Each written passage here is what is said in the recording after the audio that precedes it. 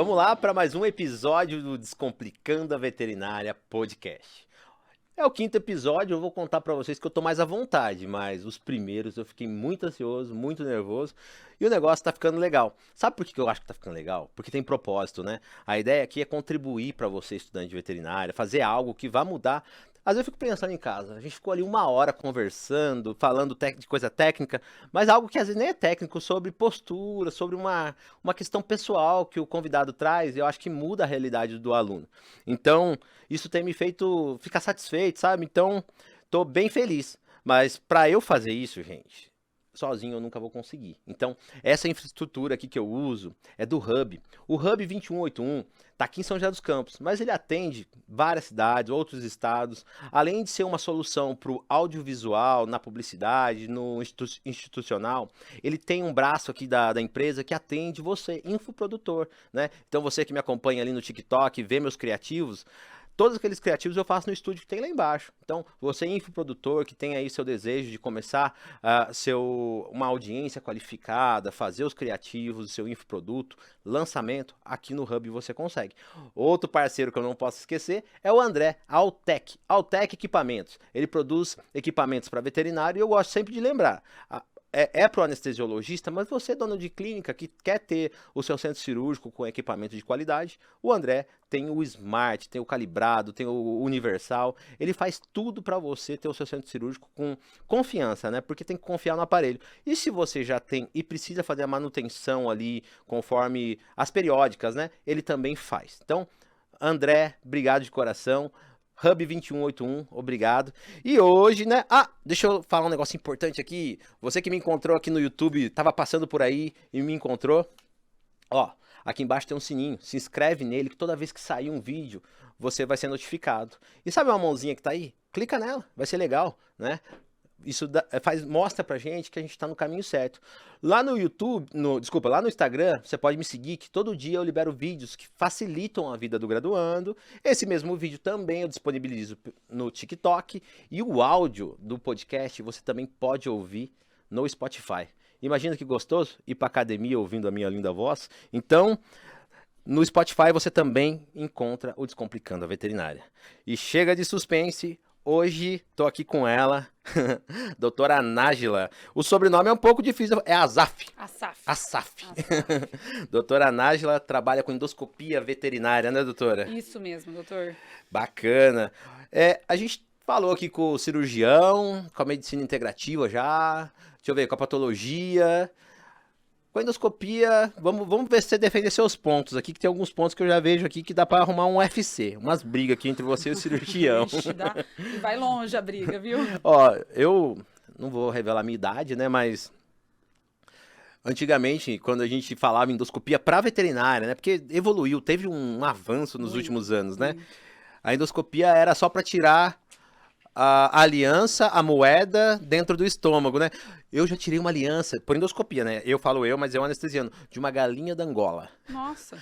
A mulher tinha... eu nunca vi. Não, a mulher tinha a galinha de estimação e a aliança era dela. Então, era dois amores que ela tinha que cuidar. E aí eu lembro que no hospital eu ficava de madrugada, ela faz toflaco, né? Toflaco. Mano, era uma galinha internada a madrugada toda. O pessoal, é uma galinha? Fez endoscopia. Gente, eu tô na fila do SUS querendo fazer. E a galinha tá aí fazendo. Só que, Nájila, antes de você contar desse universo que é a endoscopia veterinária, né? Também com o braço aí na gastroenterologia, que eu sei que também é uma especialidade sua.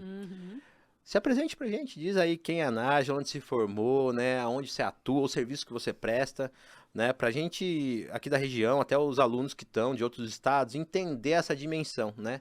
E aí a gente vai navegar por uma jornada aí. Vamos lá. Bom, meu nome é Nájila Asaf. Eu formei na Unesp Botucatu, fiz minha faculdade lá. Depois fiz minha pós em gastroenterologia na Anclivepa. Sim. E endoscopia, vários cursos, fiz inúmeros cursos, tanto de endoscopia digestiva quanto respiratória. Importante. A gente vai falar sobre isso aí. Sim. Então, hoje você tem o serviço volante, né? Faço volante, tanto consulta quanto endoscopia. Importante esclarecer, porque você também faz o atendimento, pode chamar de clínico na especialidade, assim? Sim. Como sim, gastroenterologista, né? mas também quando precisa fazer uma imagem ali, Endoscopia. Hoje eu faço até mais endoscopia do que atendimento gástrico. Inclusive, eu acho que a primeira vez quando eu te conheci, né, a primeira vez que a gente trabalhou junto foi fazendo, né? Foi fazendo É a única endoscopia. forma de conhecer o anestesista é ir pro centro cirúrgico, né? Senão nunca ia conhecer. Ainda bem que eu fui pra endoscopia. Já que você falou de tudo aí que você faz, né, que é importante, né, o pessoal saber que a endoscopia, eu até brinquei que antigamente a gente chamava para tirar o corpo estranho, mas eu percebo que hoje vocês têm aí uma tônica que tem chamado a atenção hoje aqui nas entrevistas é a relação comportamento homem-animal, né? O relacionamento, aliás. Então hoje investe-se mais na triagem.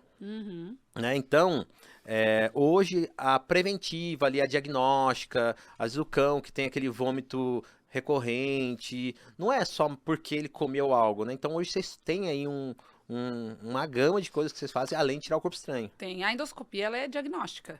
Você faz endoscopia para inúmeros diagnósticos. O que eu mais faço hoje é para biópsia gástrica, biópsia de duodeno, dá para fazer a colonoscopia, que eu faço biópsia de cólon, de ilho. Eu chego até o ilho e faço a biópsia. Uau! Que é muito importante. O Mas ilho é um aí dos segmentos mais o importantes. acesso é alto ou baixo? Baixo. É por colonoscopia. É por colonoscopia. E hoje, na verdade, não existe colonoscopia sem biópsia de ilho. Sempre tem que ser feito. E a parte digestiva alta também. Não existe endoscopia sem a biópsia de duodeno. Tá? Alguns casos, dependendo do tamanho do animal, a gente chega no jejum, é um pouco mais difícil, mas se você pegar os segmentos ali, né, duodeno, jejum e ilho. Alguns casos você chega no jejum, mas é um pouco mais difícil. É que o jejum é um emaranhado que se esticar dá mais de metro, né? O jejum é o maior dos segmentos. Isso. Que você falou, né, vai até o ilho, né, o ilho é onde divide como que eu posso dizer? O fino do grosso, né? Que é a prega ilho-secocólica ali, né? Isso. É que o ilho, na verdade, ele é pequenininho. O ilho dos segmentos intestinais é o menor. Né? O ilho é... E essas... deixa eu esclarecer aqui. Outra coisa, né? Quem me acompanha no Instagram, eu sempre esclareço pro aluno... Coisa besta, né? E a gente vê que a doutora tá falando aqui das pesquisas que ela faz e ela usa o termo biópsia. Você, aluno, que me acompanha lá... Biópsia é a remoção do fragmento. O exame é o histopatológico e algumas situações outras. Ela vai explicar aqui, mas mandar para biópsia não existe. A biópsia é a remoção do fragmento. Então, quando ela fala para você que eu faço essa pesquisa para fazer uma biópsia, é para colher algo, né? Para coletar a biópsia, isso. Existe hoje, né, nos guidelines, você tem que ter um número mínimo de biópsia, isso de cada parte do estômago e de duodeno. Sim. Né? Você tem que ter um número mínimo de corpo, fundo, antro e duodeno. Que legal. Tá? Até porque a biópsia da endoscopia é pequenininha, né? É pequena. Então, se for uma biópsia com cirurgia por laparoscopia, desculpa, laparotomia, aí coleta, porque daí você tira uma parte, vamos falar assim. Isso. Então você em chega todas as camadas, pegar né? todas as camadas, Isso, exato. vai até o A lúmen. endoscopia, ela tem, infelizmente, essa Não é deficiência, mas assim, que você coleta mucosa, submucosa. Tá? Isso. Se você faz biópsia sobre biópsia, você ainda chega um pouquinho mais. Mas não chega a serosa. Não chega que senão tem perfuração. Não né? tem perfuração, Aí faz não dá. sentido. Legal. O que acontece? Dessas pesquisas, normalmente você percebe que é para oncologia, pesquisa. Por que eu tô curioso? Vou te contar. A gente falava muito do ser humano da H. pylori, né? Pô, você tem Helicobacter, né? E isso também se dá quando você faz a biópsia, né?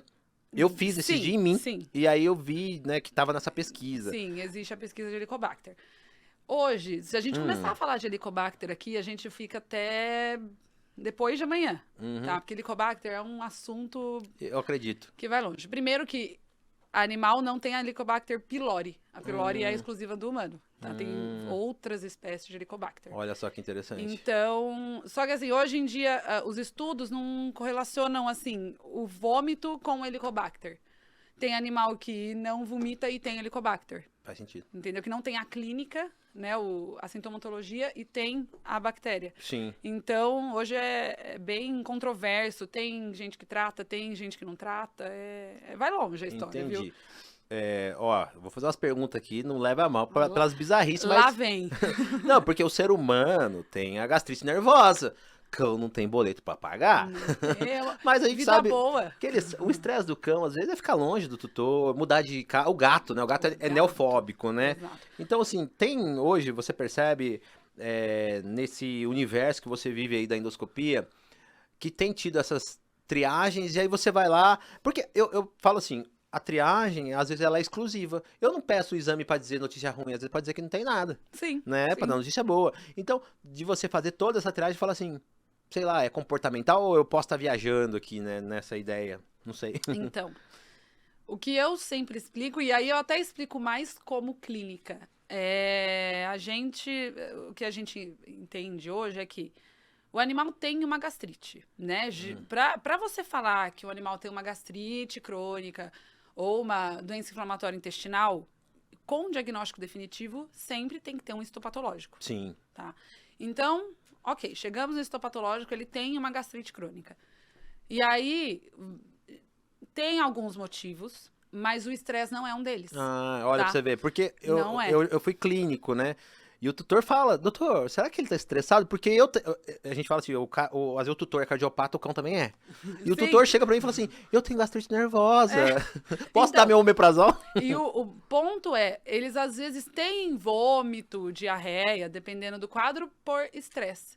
Mas o estresse é um gatilho, entendeu? Ah, ficou, igual você falou, ficou longe do dono. O animal é muito apegado e ficou longe. Vai vomitar por gatilho, porque por esse acontecimento. Mas Sim. ele já tem a gastrite. Entendi. E vomitou porque aconteceu alguma coisa. E o estresse é um fator, Ó, com então certeza. nessa linha de perguntas sem pé e sem cabeça, o tutor perguntava pra mim, então eu vou aproveitar que eu tô com a especialista, né? O cãozinho, pra quem tem jardim, come a graminha ali, o matinho, né? Às vezes quando ele tá com uma certa desconforto gástrico, né? Sim, sim. Ele faz isso. Então, uma das minhas perguntas em consulta é, ele come mato? Porque comer mato... E tem muitos tutores que me relatam, ele tá enjoado, ele vai lá comer mato. E comer o mato é enjoo, tá? Eles ficam realmente... o que eu entendo é que eles procuram uma forma de... E ele depois vomita, né? vomitar. Isso. E o mato, por ser fibroso, é o que eu entendo, né? Eu tenho uma budoguinha, Chloe, eu sempre posto ela nos meus stories. Hoje ela tava de Barbie. Eu vi. Lá em casa, minha sogra tem um jardim, ela tem aquele pé de melissa, né? E a melissa o pessoal usa aí pra dar sono, relaxar. Ela come, que ela fica largada, assim, eu falo, sua drogada. Ela já sabe. Mas assim, eu percebo que quando ela tá com desconforto, ela come e depois ela vomita, né? Então eu também, mas eu nunca parei pra ler, pra ser bem honesto. Ó, eu já vi alguns animais que comem e não tem nada. Mas assim, a grande maioria que eu vi é por desconforto. Sim. No caso da Chloe, ela é uma drogada.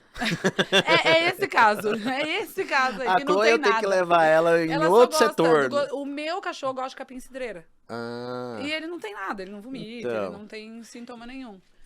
eu vejo que ela tem o prazer em roer o que tá na frente dela, sabe? Olha o corpo estranho. Vou chegar lá. Olha. Não, a Chloe, ela é bizarra, assim, eu fico às vezes de olho pra ela não comer os brinquedos do Davi. Mas, assim, além da pesquisa, né, a biópsia aí, eu lembro quando eu era clínico geral, né, hoje eu não sei se mudou, né, faz tempo que eu não faço mais clínica geral, das doenças intestinais inflamatórias do cão e do gato, e aqui dali dava também conversa pra 3 dias, né? Vai longe. Então, mas eu lembro que assim, tinha todo um estadiamento, não sei se era uma triagem, e muitas vezes era por sensibilidade alimentar, né? Existe. A hipersensibilidade alimentar, ela é proteica. Proteica. Tá? Quando o animal ele tem uma hipersensibilidade alimentar, a reação é a proteína. Inclusive o glúten. Tá? Que muita gente não sabe, o glúten é uma proteína. E tem animal, inclusive tem algumas raças específicas que têm intolerância ao glúten. Tá? E é por ser proteína. E, na verdade, tanto quando você pensa que um animal está fazendo uma alimentação natural e você quer fazer uma triagem proteica, você entra com a proteína específica. Você não pode ficar misturando, sabe? Um dia cada uma, não. Você dá uma proteína, por exemplo, a carne suína por um tempo. E observa. Exatamente, para fazer a triagem. Uma coisa que eu tive o prazer de conversar aqui com o Dr. Gustavo, com a doutora Janaína, e a gente meio que viajou numa questão, nas duas conversas, que por que hoje tem a gente vê bastante coisa, porque mudou o comportamento homem-animal, o relacionamento, hoje se investe mais em triagem, pode ser um pensamento, ou hoje também mudou hábitos.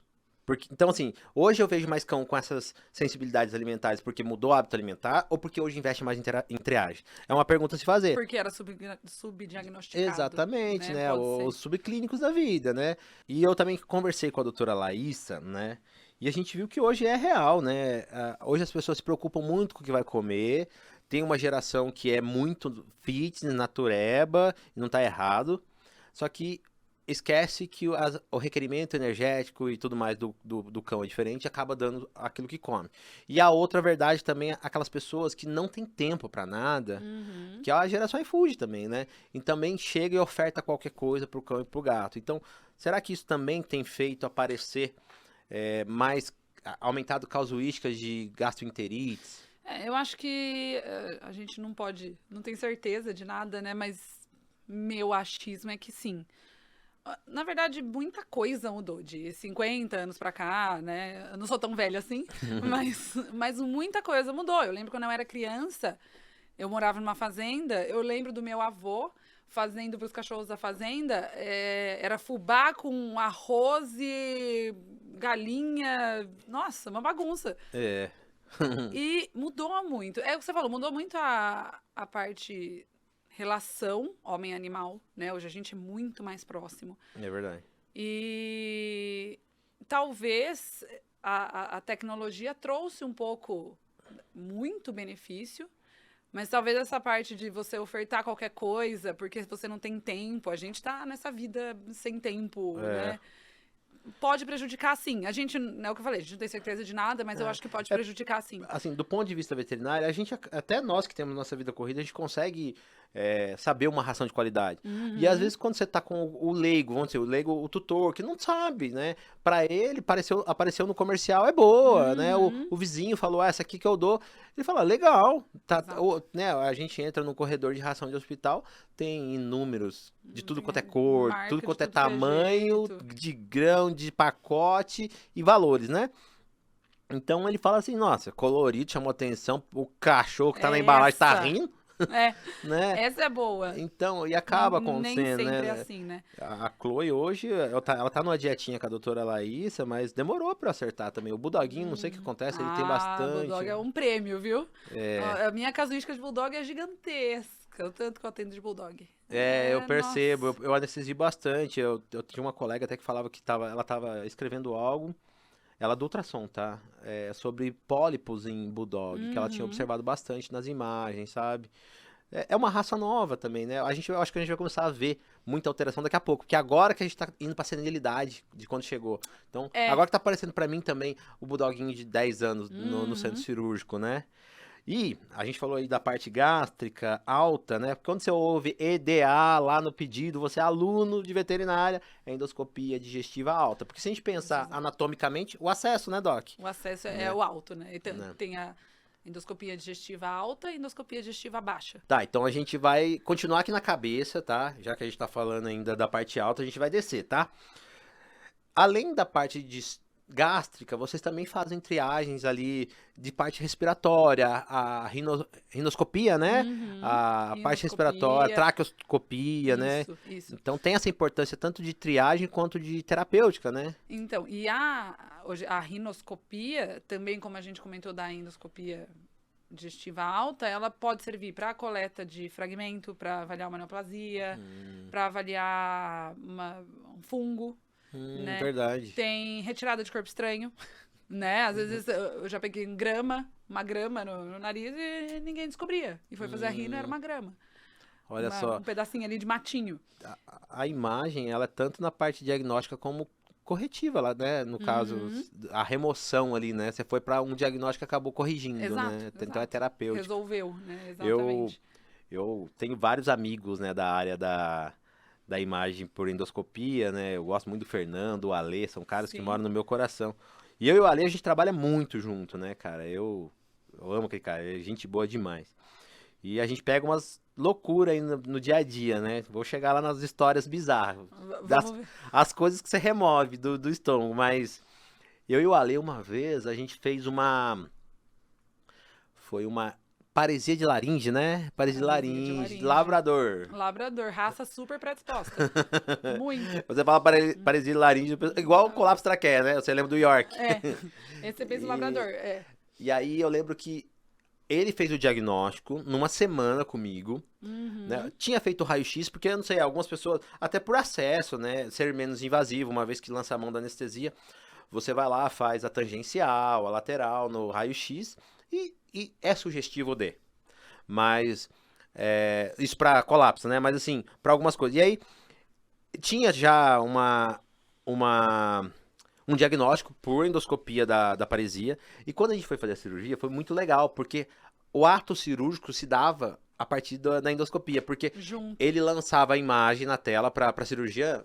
E eu lembro que ela fez um acesso aqui, ventral, entre os ióides ali, o creioide, esses músculos que você só rebate, né? Posso estar errado, a galera da cirurgia não pega mal comigo, não. E aí, ela fez a pexia, né? Ela fez a cinta numa aritenoide Isso. para liberar o fluxo ali de ar. E conforme ela tracionava, ele com a imagem, eu tive que tirar o tubo. E o desespero. E aí ele às vezes dava uma oxigenada pelo canal de trabalho, dava pra ele fazer um pouquinho ali, mas eu falei, será que eu faço? Na época eu não fazia ativa, não tinha aprendido ainda. Deu tudo certo, mas eu lembro que o tanto que ela tracionava dependia dessa imagem. Olha pra você ver. Então, a Pra você cirurgia, a ver que endoscopia. é um mundo de diagnóstico, né? E uma coisa ajuda a outra. Exatamente. Ela só conseguia saber o quanto tracionar com um cálculo baseado também na inflamação regional ali que ela gerou. E, cara, ficou muito bem esse cão, eu lembro, mas foi um negócio assim. Eu fiz uma vez só essa cirurgia, foi fantástico, mas eu vi. Bom demais. Eu vi a cirurgia e a endoscopia juntos ali, né, de mão dada, para um benefício Por de um exemplo, o colapso de traqueia, o diagnóstico ouro é a endoscopia. A endoscopia não, a traqueoscopia. paciente. Sim, Né? Que você define de grau, que ele é de grau 1 a 4. entendi. E aí você vê o grau do colapso, apesar, né, o mais acessível é o raio-x, Sim, mas o diagnóstico ouro é traqueoscopia e você vê ali a traqueia, o quanto ela tá colabando, né? E, às vezes está em crise, pode até estar demasiada, enfim. sim. É também um diagnóstico muito legal e que hoje em dia muita gente procura. Porque animal com colapso de traqueia Gente. sofre. E até na parte corretiva, quando você lança a mão das técnicas de. É stent, né, que chama? Não? Stent. Stent, né? É por endoscopia também, por que, né? endoscopia, Então. Você coloca o stent, né, que é aquela... Uma mola. Vamos chamar de uma malha tubular, né, que você coloca ela fininha e ela vai abrindo ali na traqueia, né? Sim. É por endoscópio, é com endoscopia que você faz. Olha pra você ver. Né? Então a endoscopia, ela tá desde a triagem até a correção mesmo, não tem como fugir. E aí você falou que você já tirou algumas coisas bizarras, né? Bizarras? Estranhas, nossa, Conta aí. nojentas. Conta aí. O mais nojento, os mais nojentos, eu acho que foi absorvente usado, Uau. OB usado, Hum. calcinha, Calcinha? calcinha, O labrador, ele tem uma filia por meias, né? Eu percebi. meia, nossa, shih tzu, tanto que eles gostam de meia. Bom, na verdade, meia pra mim é um recorde de endoscopia, assim, a meia é uma das mais comuns, é uma das dos corpos estranhos que eu mais tiro, com certeza. Eu tive. É que assim, olha que louco. Então foi importante a gente entrar nesse mérito. Né? Às vezes o aluno, o recém-formado, tá ali no plantão e chega pra ele a triagem, né? O tutor chega, na maioria das vezes, uma boa anamnese vai contribuir pro. Vamos focar ali no corpo estranho, né? O tutor fala: ó, ele comeu o brinquedo do meu filho, ele comeu o chinelo. Na grande parte eles têm, né, a resposta ali. E aí, você fica naquele. Eu chamo o cirurgião a endoscopia, né? É uma primícia partir daquilo que é menos invasivo, que tem um pós-operatório melhor, que é a imagem, né? Sim. Então, A endoscopia, ela, assim, na grande maioria dos casos, ela retira, sim, o corpo estranho. Lógico, tem alguns casos que não retira, porque às vezes o corpo estranho tá muito grande, até pra passar no cardia. Pode também fazer lesão esofágica no pode retorno, fazer lesão, né? E ainda assim, tem algumas coisas que a gente tira com muito cuidado. Às vezes as pessoas acham que é simples, né? Mesmo que o endoscopista faça rápido. Essa que é a história. Porque a gente já, né, tá acostumado a entrar e tirar a meia, o que for ali. E não é tão simples assim. Até o próprio tricobenzoar, né, que é, né, quem não tá habituado com a palavra, é o acúmulo de cabelo, de pelo ali no estômago. Eu já catei situações, eu falo catei, parece que eu sou cirurgião, né? O anestesista vê de tudo, né? Que foi acumulando ao longo do ano. A tutora falava assim, o meu era um shih tzu mesmo. Ele tem mania de ir pro box do meu banheiro comer o meu cabelo no final, quando eu tomo banho. Ele tem essa mania, eu sempre achei bonitinho. Parece que ele gosta mais de mim. Só que aquilo ele foi depositando, né? Formando aquela bola. Então, só que virou uma pedra mesmo, assim. E aí, não passava pela cárdia. Não passa. Teve semana passada que eu fiz, que tinham 2 tricobenzoares. Um eu tirei, o segundo eu não tirei de jeito nenhum. E, né, eu até já sabia antes da endoscopia, fazia meses que estava no estômago do animal. Né? Então, tem alguns que não saem mesmo. Porque fica uma bola, fica duro, assim, como se fosse sólido. É sólido, né? Não, é difícil até sólido. de partir. Eu tava com a Ale uma vez, esse parceiro meu que faz imagem também, e o tutor mexia com pesca, olha que bizarro. E aí ele faz aquele esquema de chicote, né, com anzol. Ele coloca um anzol, outro nó e um outro anzol em cima. E o cão engoliu aquilo, gente. A hora que a gente catava um anzol e trazia, o outro enroscava. Gente do céu. Bendito anzol. Por que eu tô falando disso, Doc? Às vezes não exclui a necessidade de vocês chamarem o cirurgião e fazer aberta, né? Sim. Às vezes pode ocorrer. Isso assim, eu sempre deixo claro antes, né? Quando o clínico me chama, eu sempre deixo claro antes. Eu falo, pode não sair, né? A grande maioria das vezes a gente tira, mas pode acontecer de não conseguir tirar. Entendi. Então, sempre o tutor tem que estar ciente disso, né? Porque pode ir para uma cirurgia. E voltando aos casos bizarros, me conta um bizarro aí, que você fala, meu Deus, não acredito. Vamos ver, teve os nojentos.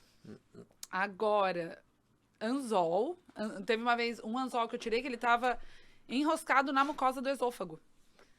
Então, pra tirar, eu tive que tirar ele da mucosa do esôfago. Isso, né? Você vai ali com aquele cuidado todo, tirar da mucosa do esôfago e puxar, né? Deixa eu ver qual mais. Espiga de milho, doutor. Com você. E a gente achou que a espiga tava inteira. Nossa, a gente pescou, né? Ia ser muito mais fácil se tivesse inteira. Agora, a espiga de milho a gente foi foi tirando. Foi um trabalho. Porque eles mascam, né? A gente Igual tem que ter em consideração isso. Tirar grama. Eu já fiz endoscopia de horas tirando grama. Eu já peguei também. O fitobenzoar, né? Exato. Porque teve caso de grama que tava tudo junto e eu tirei de uma vez só. Agora tem caso de grama que você tira por um. E sabe uma coisa que eu falo assim, meu, que bizarro. A hora que você olha no computador ali, na tela do endoscópio, é aquela grama desse tamanho que você fala assim, nossa, uma que ele vai tirar já vai aliviar muito bem. Aí vem uma graminha desse tamanho, porque ela amplia, né? Você fala, meu Deus. Você fica decepcionado. Tem mais 100, tem mais 100. Você vai, entra, sai. Você vai nessa. Uma hora acaba. Eu sempre falo, pega a cadeira para anestesista, pega a cadeira, senta que aqui vai longe. E a gente vai, mas eu nunca, grama é uma coisa que eu nunca não deixei de tirar. Eu sempre consigo tirar, porque mesmo dando trabalho, sai. A sua, assim, o seu foco quando fala da endoscopia é na parte, lógico, você abrange a parte respiratória, mas com foco no segmento gastrointestinal, né? Mas, assim, a endoscopia, né, que a gente falou que abrange muita coisa, tem também hoje aí para artroscopia, o pessoal tem feito bastante acesso cirúrgico fechado, né? Tem a videocirurgia hoje. É uma endoscopia, né? É uma endoscopia e é uma realidade, eu acho isso muito legal. E tá vindo pra veterinária com força, viu? Tá muito. Tem muita gente fazendo e são cirurgias muito bem feitas. São cirurgias que igual humano, né? Você fica com 2 furinhos ali no abdômen. Canal de trabalho, né? Então é maravilhoso e tá vindo, e eu acho muito bom. A medicina veterinária tá avançando desse jeito. Sim, eu também acredito que veio pra ficar, vai ser uma realidade. Eu coloquei, né? Eu tenho 3 parafusos aqui, foi por vídeo, fantástico, assim, Então, 3 furinhos, mas mano. pensa no pós-operatório de uma cirurgia aberta e de uma cirurgia Isso. fechada. E Não às tem nem vezes a gente tem comparação. aquele senil, né, que não aguenta uma Uhum. abertura, então... Existe todo o risco de complicação, né? Que a gente entende que é mais complicado O, uma aberta. o gato também, o gato não tem muito costume do corpo estranho, né? Mas o gato Gato tem... tem um corpo estranho linear, que Ah, é é verdade, é um muito comum. problema, né? Mas geralmente o corpo estranho linear O vai pra gato, aberta. mas ele tem muita alteração gastrointestinal? Muita. Na verdade, o gato, Hum. que a gente achou que era O urinário, o né? urinário, o gato é o puro estômago e intestino. Uau. Porque o gato, ele tem muita... Primeiro, se você for contar na parte... O sistema gastrointestinal, o gato, você olhou pra ele, ele tem tríade, né? Inflamou. É. E ele tem muita doença inflamatória intestinal. Só que a doença inflamatória intestinal do gato tem muita chance de Evolui se pra transformar em um linfoma. eu pensei nisso. Então, a biópsia de hoje, você vai coletar biópsia e mandar pro histopatológico de um gato, você não pede só histopatológico, você pede histopatológico e imunistoquímica. Tá? Hoje Pra não, poder fechar pro linfoma. porque muitas vezes o histopatológico vem como inflamação e é um linfoma. Porque o gato já tem por si só o costume de se limpar. E ele faz a bola de pelo, né? Sim. Então já começa aí uma repercussão gastrointestinal. Mas é fisiológica? Dá pra chamar de fisiológico, bola de pelo? A bola de... É que assim, hoje o gato é uma história, né? Mas o gato, se você... O normal vomitar não é, tá? Se você pensa no vômito, não é normal. O gato, muita gente fala, inclusive... Muito veterinário, vomitar a bola de pelo é normal. Eu achava, inclusive. Não é Entendeu? nem bola de pelo, não é normal vomitar. Ele se limpa, lógico, o que eu sempre explico para os tutores é que o gato, principalmente pelo longo, tem que escovar. Porque pode juntar, formar, né, de novo, um tricobenzoar, enfim. Mas gato não vomita, normalmente o pelo que ele ingere, Entendi. ele solta. Faz sentido. Solta, né, nas Nas fezes. fezes. Não era pra. Porque o trânsito é aboral, né? De boca a ânus, né? Exato. Entendi. Falando em trânsito até o ânus, o gato também é muito comum ter o fecaloma, né? Tem. Hoje, existe a abordagem de correção através das imagens, da endoscopia, ou não faz sentido ainda? Não, eu acho que a abordagem hoje de fecaloma é muito... Tem Os uma triagem enemas. toda, mas é muito mais clínico, Porque já teve caso de abrir. Tem momento que você tem que fazer colectomia, né? Tirar uma parte do cólon, porque é como se tivesse a funcional. Sim. Mas, pelo menos em consulta minha, eu sempre tento a clínica primeiro, né? Com Sim. medicação, enema, enfim. E pra daí a gente, se precisar, encaminhar pra uma cirurgia. Partes baixas, assim, olhando pra imagem em colonoscopia, no felino, tem tido bastante questões que você fala, se faz necessário ou não? Tem, na verdade, gato, se você manda pra endoscopia, gato de novo, né? Se você manda pra endoscopia, ele precisa sempre, se você quer, assim, coletar, na verdade, fragmento do intestino do gato, você tem que ter fragmento de ilho, sempre. E o ilho você só chega pela colonoscopia. Né? Você vai cólon, né? De baixo pra cima, cólon, ilho. Então, pela colonoscopia, você tem que fazer coleta de ilho. Faz sentido. Tá? Então, geralmente, até gato, quando você precisa biopsiar, você faz a digestiva alta e a digestiva baixa. Que legal. Eu na época de graduação, eu gostava muito, assim, do sistema intestinal, né? Eu já falei algumas vezes aqui que eu falo que é o terceiro sistema nervoso. O terceiro sistema nervoso. Tem o central, o periférico e o intestinal, né? Com o seu. A acetilcolina comanda a bagaça toda, vamos dizer assim, né? Só que ele tem um habitante, né, ali, né? A microbiota, né? A flora, vamos dizer assim. Ela é nossa amiga até certo ponto. Desequilibrou. Nossa amiga, você não pode deixar ela perder o rumo dela ali, entendeu? Senão já pode virar uma desbiose. A desbiose, antes, a desbiose, as pessoas pensavam que era aumento das ruins e diminuição das bactérias boas. A desbiose hoje a gente vê como qualquer desequilíbrio. Sim. Tá? Desequilibrou, é desbiose. E desbiose é um problemão, assim. Sabe por quê? Olha que doideira, né? Eu atendo muito médico, né? De humanos. Eu lembro que sempre que eu tava ali com um paciente de um médico, ele falava assim, defecou?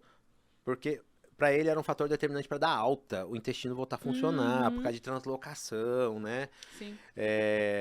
Eu olho hoje com certo carinho pro intestino, pro paciente que tá ali enjaulado. Vamos usar o enjaulado pro paciente que ficou em um ambiente de internação, né? Ele tá comendo a dieta às vezes que não é dele, às vezes ele tá comendo uma dieta terapêutica. A fluido contribui também, né, para isso.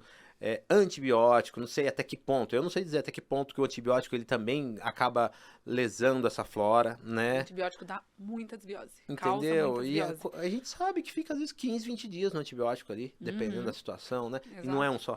Não. De 2 ou 3. amplo espectro, na maioria das vezes. Então, tudo isso altera, né? Porque quando faz alguns anos que eu me formei, mas eu fiquei algum tempo também como auxiliar, que alguns chamam de enfermeiro.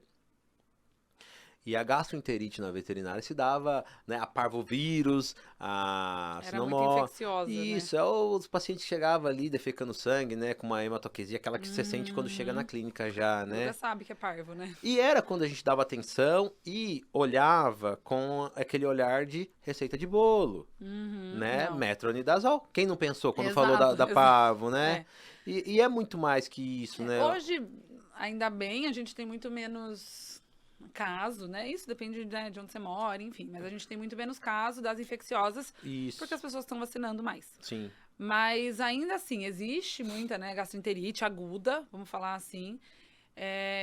E as infecciosas, hoje em dia, lógico que existe um protocolo de tratamento, mas o que a gente tem que entender é que cada paciente, você tem que individualizar o paciente. Sim. Né? Você não pode falar, metronidazol. Hoje, o metronidazol é um causador de desbiose comprovado. Uau.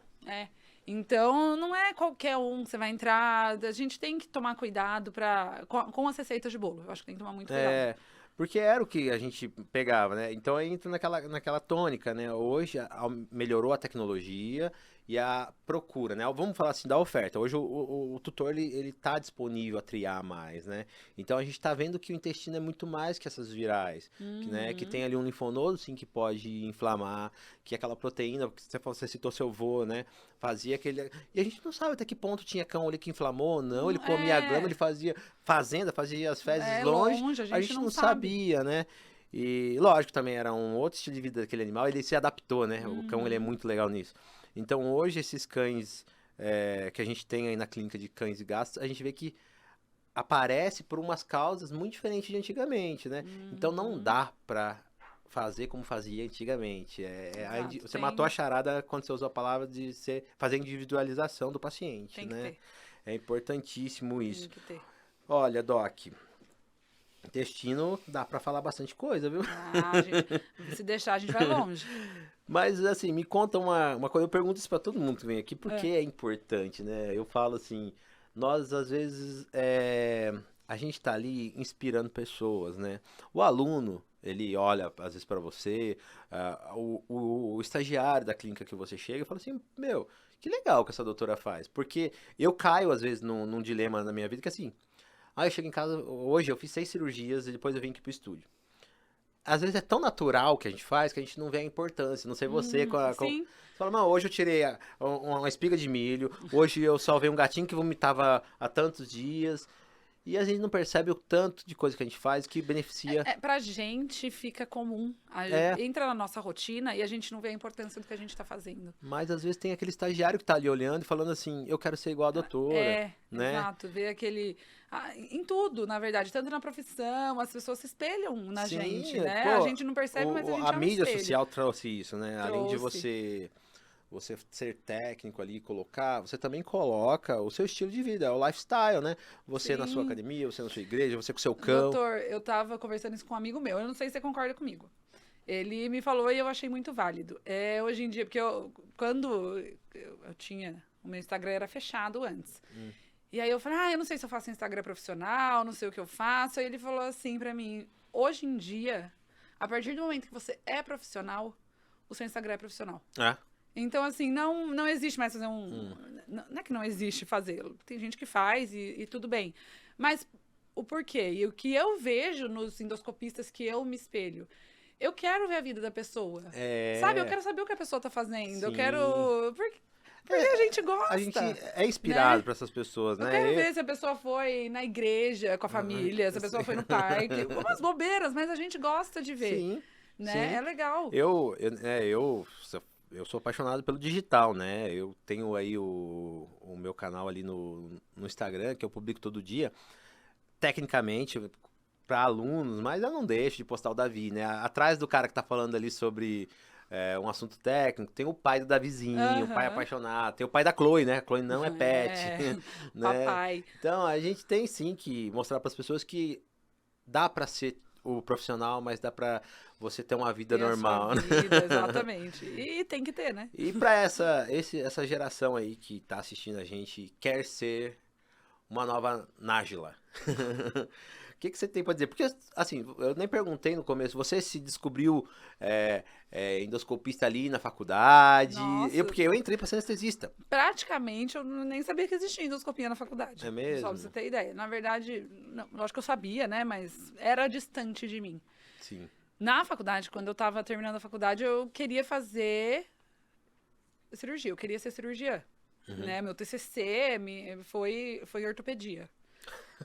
Não te vejo operando, não, nada a ver. E eu gosto de cirurgia. Olha que legal. Mas, bom, aí eu até, na faculdade, eu lembro, eu fiz muito estágio, olha que loucura, com vaca de leite, muito estágio, eu adorava. Lá em Botucatu? Lá em Botucatu. Eu fiz muito estágio lá. Depois eu entrei pro banco de sangue da faculdade. Eu até ganhei bolsa de estudo com banco de sangue, foi muito legal. Quando eu fui pro banco de sangue, eu comecei a descobrir o mundo dos pequenos. E aí eu fui pra cirurgia e eu me apaixonei e eu vi que era pequenos mesmo que eu queria. Mas antes eu mexia com grandes, com vaca, olha que E você direcionou a sua carreira pra cirurgia um momento da sua vida? Então, eu prestei residência e não passei. Pra cirurgia. Pra cirurgia. Pra cirurgia. E aí, o que aconteceu? Uma história. Quando eu não passei, meu mundo acabou. Falei, meu Deus, o que eu vou fazer da minha vida agora? Nossa, pra mim foi a pior... Nossa, eu lembro que quando saiu a nota de residência, eu não passei por uma questão. Falei, o que eu vou fazer da minha vida? Eu chorava, chorava. Era aquele sentimento de, acabou meu mundo, né? Como assim? O que eu vou fazer agora? E aí, lógico, né? Eu tava em Botucatu, voltei pra minha casa, né? E comecei a trabalhar. Aí eu fui descobrir a gastro. A gastro me levou pra endoscopia, né? Eu tenho um tio... Eu tenho um tio veterinário. Uau! E eu tenho um tio gastro-humano. Olha que legal. E ele... Na verdade, foi ele que começou a... Cutucar. Sabe? Nossa, tem endoscópio aqui, você não quer comprar? Ele me deu um fibroscópio dele, Sim. Que é um antigo, eu nem cheguei a usar. E aí eu até acompanhei bastante endoscopia humana. Olha só. Com ele. E eu falei, interessante, né? Eu já tava na gastro, comecei a acompanhar a endoscopia e aí apaixonei. Aí não teve como. Olha só. É isso. Olha que louco, né?